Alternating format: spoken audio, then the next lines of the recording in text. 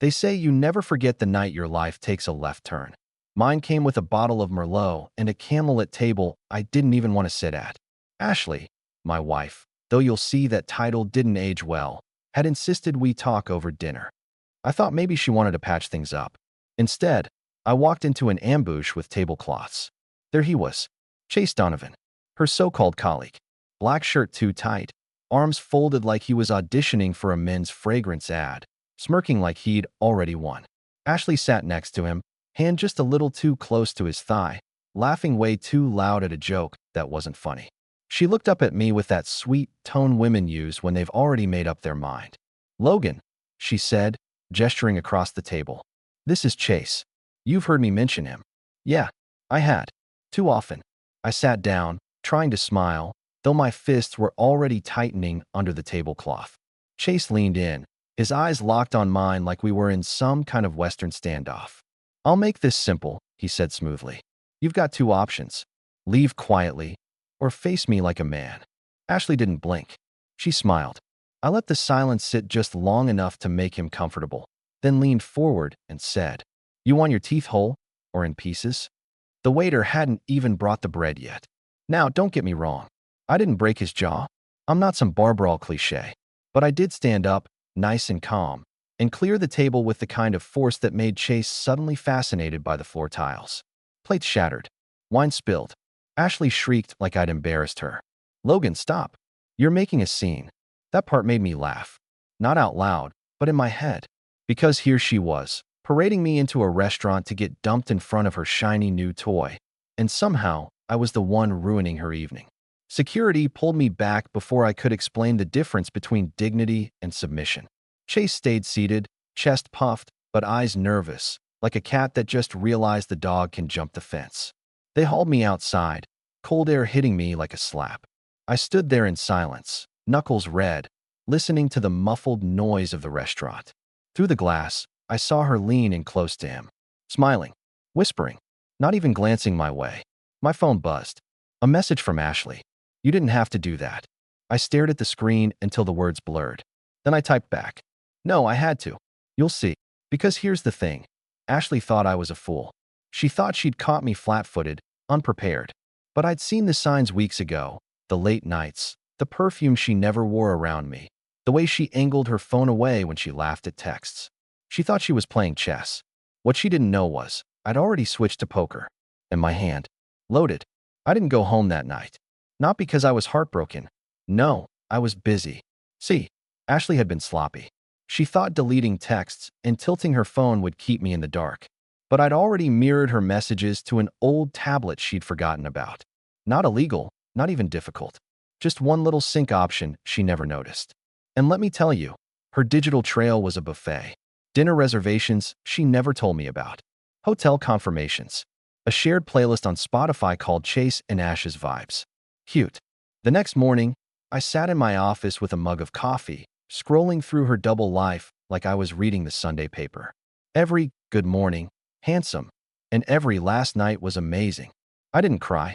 I didn't rage. I just cataloged. At lunch, my buddy Greg swung by. He's the kind of friend who can read your face before you open your mouth. "You look like a man about to burn down a house," he said, half joking. "Not a house," I replied. "Just a carefully constructed illusion." He frowned. "You gonna tell me what's going on?" "Not yet," I said. "But stick around. The show's just starting." That night, I went home like nothing had happened. Ashley was already in bed, pretending to be asleep. "You eat dinner?" I asked, dropping my keys in the bowl. She mumbled. I smiled to myself. She thought I was still clueless. Little did she know, every move she made was walking her straight into the trap I was building, one step at a time. And trust me, I was going to enjoy watching her fall.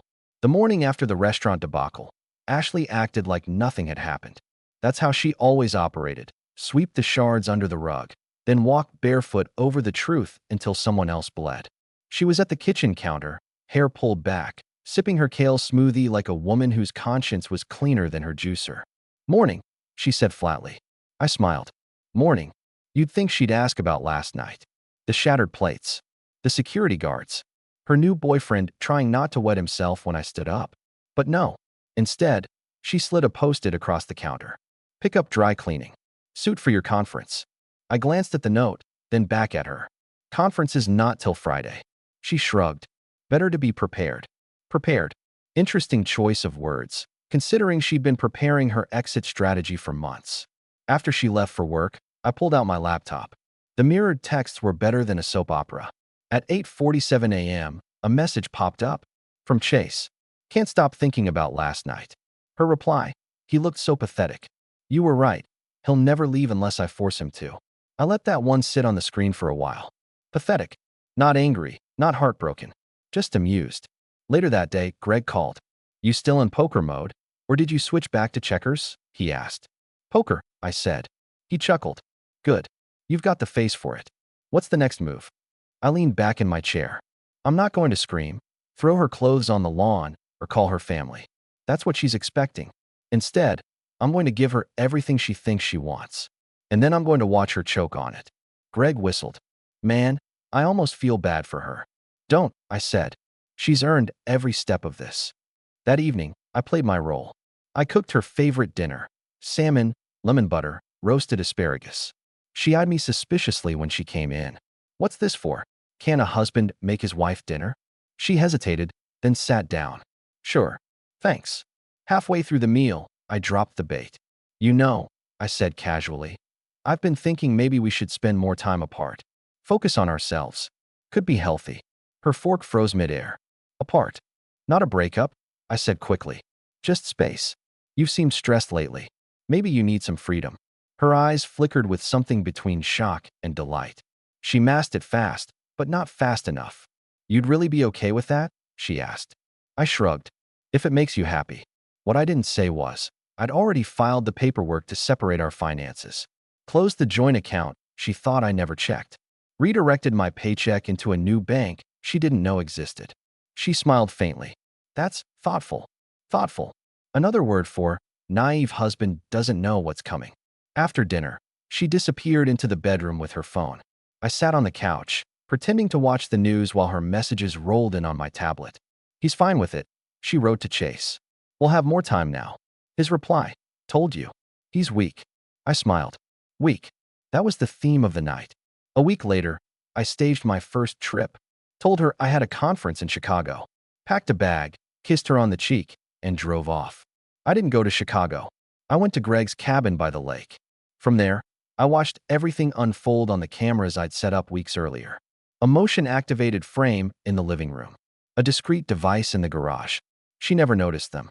Why would she? The first night, she brought Chase over. They laughed on the couch, opened a bottle of wine I'd bought. She leaned against him, giggling like a teenager. He looked around the room with a smirk. Nice place, he said. Not for long, she replied. I paused the feed there, letting the words sink in. Not for long. Greg sat beside me, shaking his head. Damn, man. How are you not smashing your phone right now?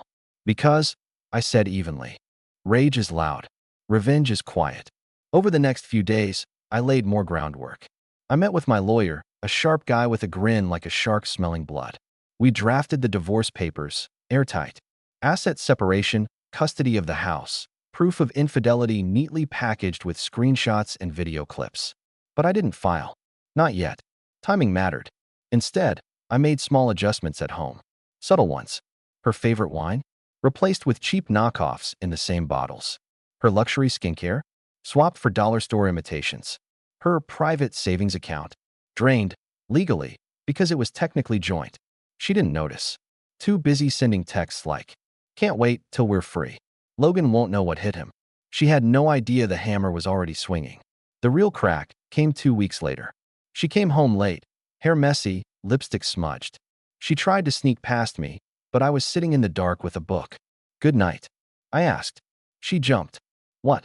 Oh yeah, just work stuff. At 11:30 p.m., she forced a laugh. Big project. You know how it is. I looked up, calm as ever. Ashley, you don't have to lie. Her face froze. What do you mean? I said, closing the book. If you're happier with him, you should go be with him. Really, no hard feelings. She blinked. For once, no rehearsed line. Just silence. You'd be okay with that? She finally whispered. I smiled faintly. Why wouldn't I want you to be happy? She exhaled, relieved, like a prisoner handed the keys. She didn't know she'd just stepped out of the cell and onto the trapdoor.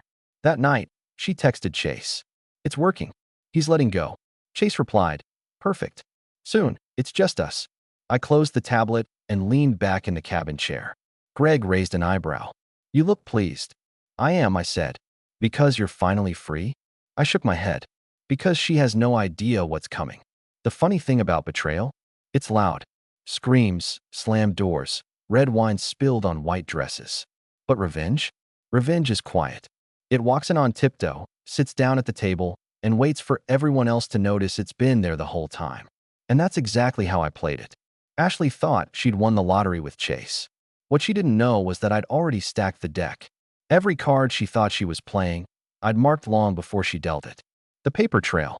Step 1. Make her comfortable. I started small, stopped asking questions about where she'd been. When she worked late, I ordered takeout and watched Netflix like a man who'd given up. When she smiled at her phone, I smiled back like I was too clueless to notice. She thrived on conflict. Silence made her nervous. And nervous people make mistakes. Behind the scenes, I built my file. Screenshots, recordings, receipts. You name it. I had a timeline so airtight, it would make the FBI jealous. I even caught Chase's genius move of Venmo and G her for coffee hot beverage red heart. Cute. I printed that one out in color. Greg sat across from me one night as I sorted the stack of evidence. "You're not just building a case," he said. "You're building a coffin." "Exactly," I replied. "And I'm letting her hammer in the nails." The bait. Once the file was thick enough to choke a shredder, I dangled the first lure. At dinner one night, I casually mentioned, "You know, Chase seems like a stand-up guy. Maybe you should invite him over sometime. We could all hang out." Her fork clattered against the plate. "What? Why would you?" I shrugged. "If he's such a big part of your life, shouldn't I know him better?" She stared at me, searching for the trap. I gave her nothing but a calm smile. "Unless," I added, "you're worried I might not like him." She shook her head quickly.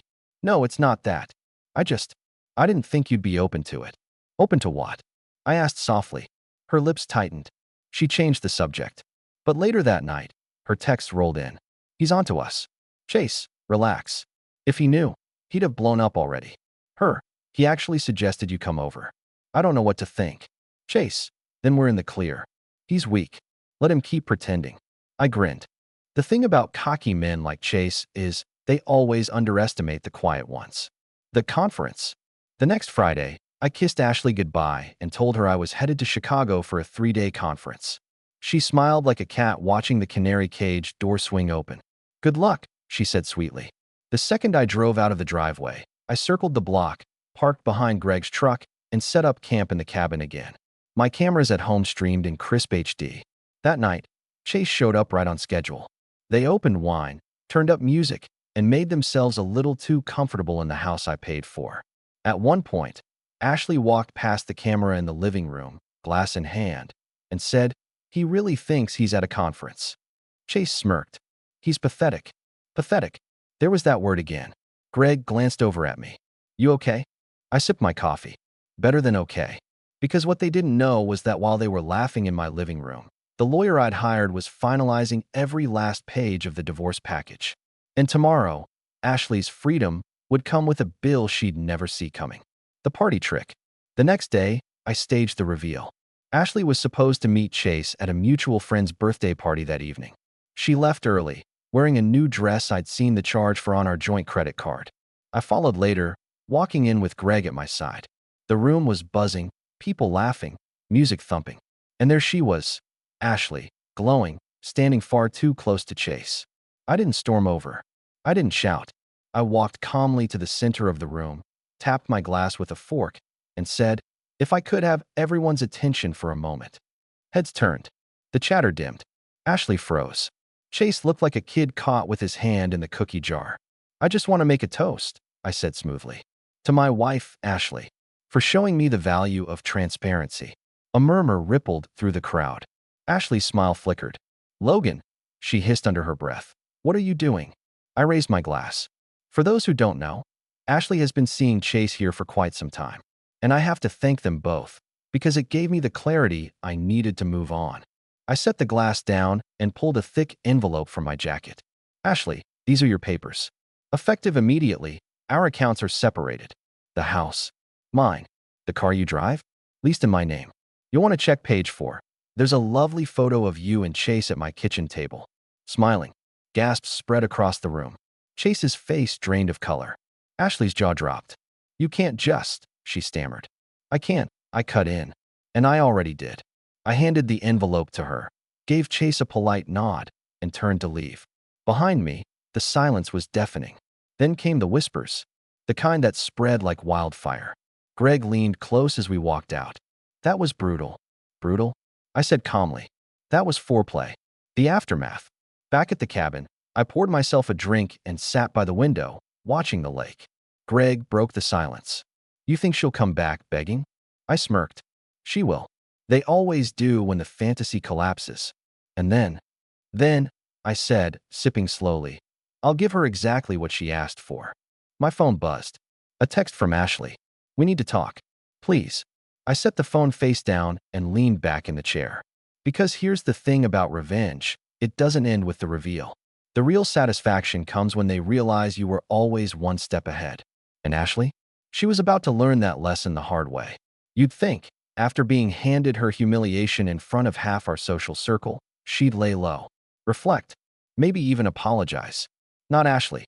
She showed up at the house the next morning, sunglasses on, hair tied back like she was walking into court instead of her own kitchen. I was already there, sipping coffee at the table. Logan, she said quietly. We need to talk. I smiled. Of course. You want coffee? Oh wait, sorry. Forgot. You like it the way Chase makes it. She flinched. Tiny, but I caught it. This isn't funny, she muttered, pulling off her glasses. Her eyes were red, the kind you get from crying or losing. Who's laughing? I asked. She sat down, hands folded tight. You blindsided me. Blindsided you? I raised an eyebrow. Ashley, I gave you months.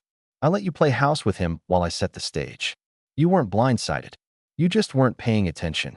Her lips parted like she wanted to argue, then shut again. I watched her reach for the papers I'd left on the table. She scanned the pages, her face draining color as the details hit her. The accounts, you moved everything? Every penny, I said calmly. Legally. Don't worry, you'll get the dining set. And that stack of scented candles you bought with my credit card. I'm generous like that. She slapped the papers down. You're being cruel. I leaned forward. No, Ashley. I'm being exact. That afternoon, Chase texted her. I know, because the messages popped up on the tablet like clockwork. What the hell happened last night? He had photos, Chase. Photos of us. He must have hacked your phone. No, he was watching us. He's been watching this whole time. I almost felt bad for the guy. Almost. Greg came over that evening, dropping a six-pack on the counter. She call you yet? He asked. 3 times, I said, holding up the phone. Voicemail every time. You want to hear the greatest hits? He grinned. Play 1. I hit speaker. Ashley's voice crackled through the room. Logan, please. We need to fix this. I was confused, that's all. Chase isn't who I thought he was. He doesn't want the same things. Please call me back. I love you. Greg let out a low whistle. From pathetic to desperate in 24 hours. That's a record. I chuckled. And the best part? She doesn't even realize the worst hasn't hit yet. See, Chase wasn't in this for the long haul. He was in it for the thrill. And the minute Ashley stopped being a fantasy and turned into a liability, he'd run faster than a cat from a vacuum. And sure enough, by the 3rd night, the texts from him stopped. I watched her type frantic messages. Chase, please. Call me. We can fix this. Don't leave me like this. No reply. At 11:13 p.m., my phone buzzed. Ashley. I let it ring twice before answering. Logan. Her voice cracked. Evening, I said smoothly. I need to see you. I bet you do. Please. Just dinner. We can talk. I paused, then said, fine. Tomorrow. Our place. 7. When I hung up, Greg looked at me. You going to take her back? I smirked. Not exactly. The next evening, I cooked again. Same salmon, same asparagus. Presentation matters. She arrived on time, dressed carefully, too carefully. I noticed the pearl earrings I'd bought her years ago. Funny how guilt makes people nostalgic. She sat down, folding her napkin like we were about to negotiate a peace treaty. Logan, she began softly, I made a mistake. I cut into the salmon. Just one. She flinched, then pushed on. I thought I needed excitement. Someone different. But I was wrong. You're the one I want. I chewed slowly, then swallowed. Did Chase tell you to say that? Her eyes widened. No. He's not in the picture anymore. Of course not. He was never here for the picture. Just the frame. She blinked, confused. I set down my fork and leaned in. Ashley, you wanted freedom. You got it. Chase doesn't want you. And now, you don't have me. Her hands shook. But we can fix this. No, I said firmly. You don't fix trust like a broken chair. You threw it off a balcony. She stared at me, tears welling. For a second, I thought she might collapse. But then her chin lifted, and there it was, that spark of arrogance that had started this whole mess. You think you've won, she said quietly. I smiled. Ashley, I didn't just win. I changed the game. Later that night, after she left in silence, Greg raised a brow. You're not done, are you? Not even close, I said. What's next? I leaned back, hands behind my head. She wanted freedom. I'll give it to her. Real freedom. No money. No safety net. No Chase to hold her hand. Just her, and the wide open world she thought she wanted. The next morning, I sent her one final envelope. Inside, a copy of the finalized divorce papers, already filed. A check, small, but just enough to keep her afloat for a month. A photo of her and Chase in the living room, with a sticky note, transparency, like I promised. Attached to the envelope was a short note in my handwriting. You always said I didn't know how to let go. Consider this proof that I can. Enjoy your freedom. At 2:15 p.m., she called again. I didn't answer. At 6:42, another voicemail. Logan, I don't know what to do. Please, I need you. I smiled. Not because I was cruel. Because for once, she finally needed me more than I ever needed her. And that, my friend, is a kind of revenge no one sees coming until it's already too late. Ashley always prided herself on being untouchable. Perfect wife, perfect smile, perfect little Instagram updates about her blessed life. But social media doesn't forgive the way reality does. 2 weeks after the party, the whispers had turned into conversations. A friend accidentally mentioned to another friend that Ashley had been seeing Chase. That friend accidentally told her sister. You can guess how the rest went. By Friday, her phone was a grenade. Half her friends had stopped replying. The other half asked questions she couldn't answer without exposing herself. She showed up at my door that night, makeup smudged, voice shaky. Logan, everyone's talking. Please tell me you didn't. I cut her off. Ashley, you built this tower. I just stopped holding the ladder. Her eyes flashed with anger.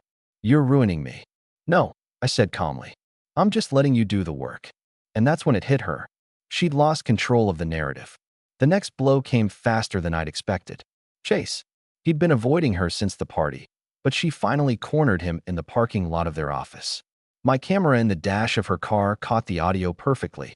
Chase, you can't just ignore me, she pleaded. He sighed. Ashley, come on. You know this isn't going to work. Your husband.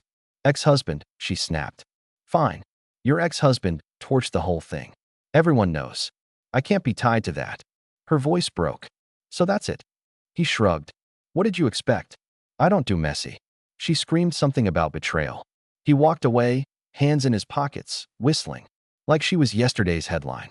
When I watched that clip later, I couldn't help but smile. Greg clapped me on the shoulder. Checkmate, he said. Not yet, I replied. Final moves still coming. The last step required patience. I knew Ashley would try one last play. They always do. She texted me a week later. Dinner? Just to talk. Please. I agreed. Told her to meet me at the same restaurant where this all started. She showed up wearing the same white dress she'd worn the night of the ambush. A bold choice, or a desperate one. She smiled weakly. Logan, I've been thinking we could start fresh. No more lies. Just us. I tilted my head. You really believe we can rewind the tape? Her eyes glistened. Don't you? After everything we've been through. I leaned forward, voice low. Ashley, we didn't go through it. You dragged me through it. And now you want me to carry you back. She reached across the table, fingers trembling. Please. I'll do whatever it takes. I let the silence stretch. Then I smiled. Good. Because you already did. Her brow furrowed. What do you mean? You'll see, I said. Tomorrow. The next day, Ashley showed up at the courthouse, dressed carefully, expecting a meeting with my lawyer.